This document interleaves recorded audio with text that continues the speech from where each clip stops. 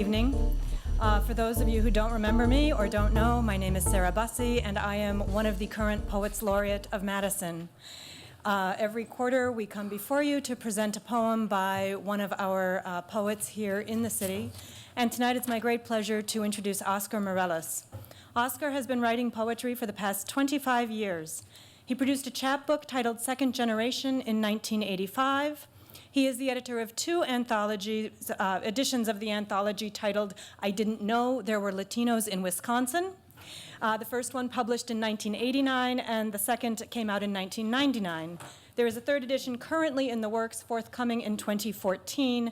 And for anyone interested, there will be a poetry reading on September 28th at 1 p.m. at the Goodman South Branch Library to support the publication of that book. Oscar has had over 50 poems published in anthologies and magazines, and I'm very pleased to say that he will have a poem in the anthology that my co-laureate and I are editing, Echolocations Poets Map Madison, which will be coming out early in November of this year. He is the director of the Omega School here in Madison. Oscar Mireles.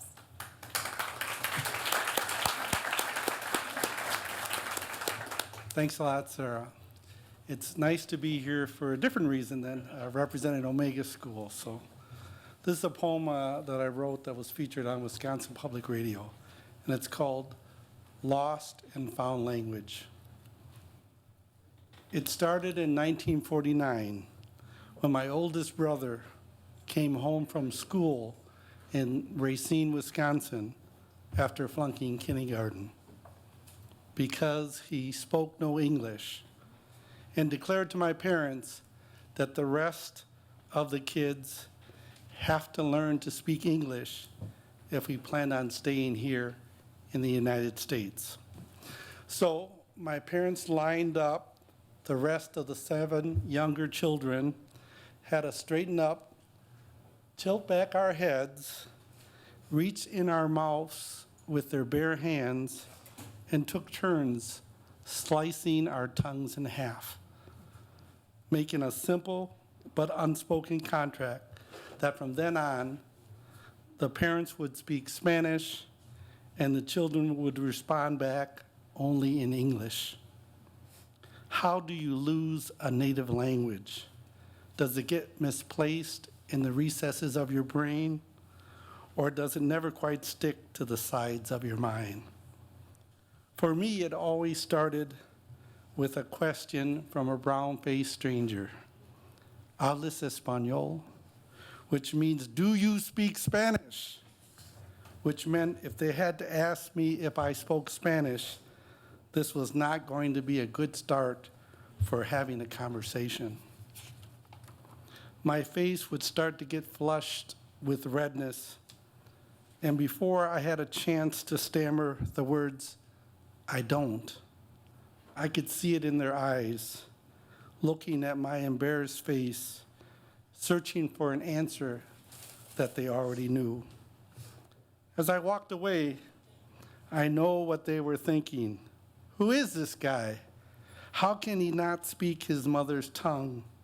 Where did he grow up anyways? Racine? Doesn't he have any pride in knowing who he is and where he came from?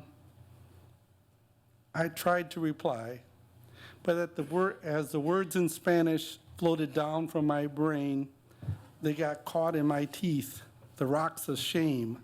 I spoke in half-tongue. My future wife taught me how to speak Spanish, mainly by being Colombian and not speaking English.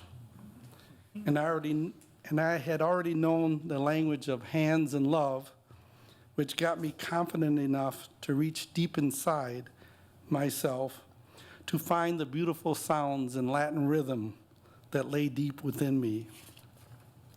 And although I still feel my heart jump a beat when someone asks, ¿Hablas español?